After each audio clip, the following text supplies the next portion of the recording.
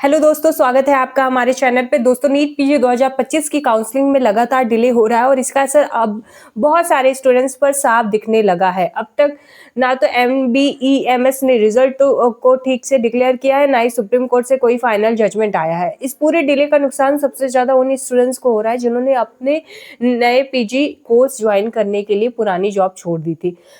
अब जब काउंसलिंग टलती जा रही है तो वो स्टूडेंट्स एक तरह से जॉबलेस हो गए हैं। अगर उन्हें पहले पता चल होता तो काउंसलिंग इतनी देरी से शुरू होगी तो शायद वो कुछ महीने और इंतजार करते। दूसरी तरफ जो डॉक्टर्स पहले से पीजी कोर्स में हैं उन पर भी अब वर्कलोड बढ़ गया है, क्योंकि जो सीनियर्स पास होकर जा चुके हैं उनकी जगह नए डॉक्टर्स अभी तक आए नहीं हैं। अब बात करते हैं आखिर डिले के पीछे असली कारण क्या है। क्या सब सिर्फ एनबीईएमएस के खिलाफ चल रहे ट्रांसपेरेंसी केस की वजह से ऐसा हो रहा है? जी नहीं दोस्तों, इसके पीछे कई वजह हैं।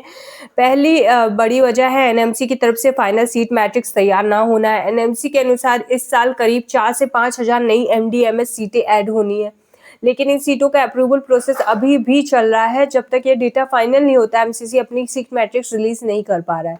दूसरा कारण है स्टेट काउंसलिंग का एमसीसी पर निर्भर होना।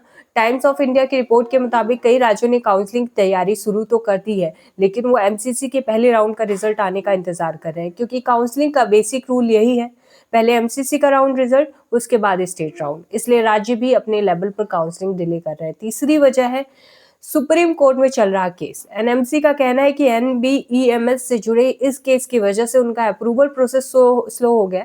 जब तक कोर्ट में क्लैरिटी नहीं आती, वे फाइनल डेटा और सीट्स की लिस्ट जारी नहीं करेंगे। तो दोस्तों, तीनों ओर से अलग अलग बयान आ रहे हैं।